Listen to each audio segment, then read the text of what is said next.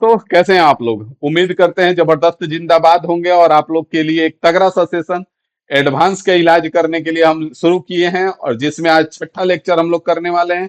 प्रतिदिन फिलहाल आपको 2 लेक्चर मिलते जा रहा है और मजे के साथ आप करते जा रहे हैं। तो इसमें हम चतुर्भुज से रिलेटेड एक लगातार एक ही कॉन्सेप्ट पे बहुत ज्यादा क्वेश्चंस आए हैं, तो उनको हम करेंगे, उस कॉन्सेप्ट को समझेंगे और उस पे जो क्वेश्चंस आए हैं उसको डिस्कस करेंगे। ठीक है, तो फटाफट आ जाइए, इसको देखिए पहले क्या कह रहा है। क्वेश्चन है तो क्वेश्चन से पहले इसको समझ लेंगे यहाँ पे हम।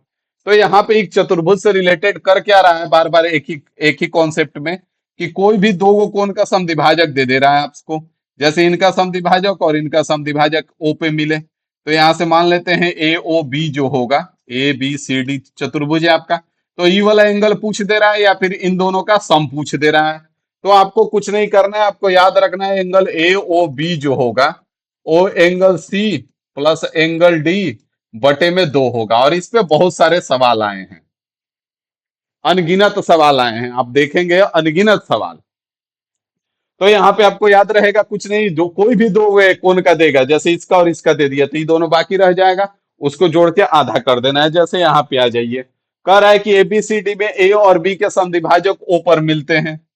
मान लिए कि ए बी सी डी है, ए बी सी डी है, इसके समद्विभाजक जो है ओ पर मिलते हैं, इसके समद्विभाजक ओ पर मिले। ठीक है, और तथा ए ओ बी जो है 41 डिग्री है। 41 डिग्री, तो एंगल सी प्लस डी का मान बताओ।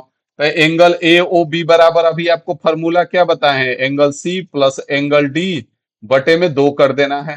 तो यहाँ पे 41 दिया है और एंगल सी प्लस डी आपसे पूछा है, angle C plus angle D आपसे पूछा है। तो 2 को इधर जब लाओगे तो 41 दूना कितना हो जाएगा, 82 हो जाएगा। तो बताओ कितने सेकंड का समय लोगे अब। कोई भी दो कोण का समद्विभाजक दे करके या तो आपसे ई वाला पूछ लेगा या तो इन दोनों का सम पूछेगा। और इस पे और भी क्वेश्चन है, अब देख लो। ये आपका क्या है, ये देखो 19/3/2026 के पेपर में आया है। ये देखो 14/4/2025 के पेपर में आया है। तो इसमें भी आप देखोगे आर और एस के समद्विभाजक पर मिलते हैं, एस टी आर आपका दे दिया, पी और क्यू का अनुपात दे दिया। तो पी और क्यू के मापों में कितना का अंतर होगा आपसे पूछा है, आओ करके दिखा देते हैं। पी क्यू आर एस है, P Q R S, R और एस के समद्विभाजक बिंदु टी पर मिलते हैं, यहाँ टी पर मिले।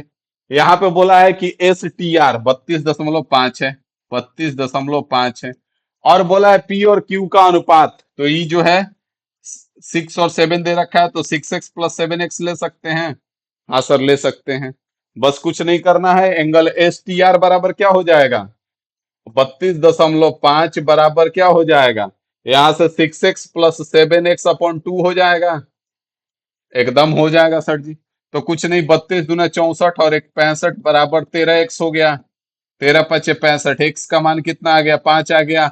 आपसे क्या पूछा है, एंगल क्यू और पी के मापों में कितना का अंतर है। तो यहां से कितना का अंतर है, 7 और x और 6x में कितना का अंतर है, x का है सर जी।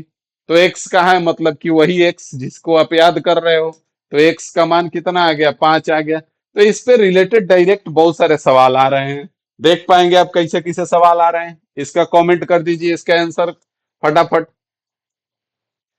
इसको बना करके फटाफट कमेंट कर दीजिए। बाकी मिलते हैं अगले लेक्चर में अगले कॉन्सेप्ट के साथ, फिलहाल के लिए इतना ही रखेंगे। Thank you.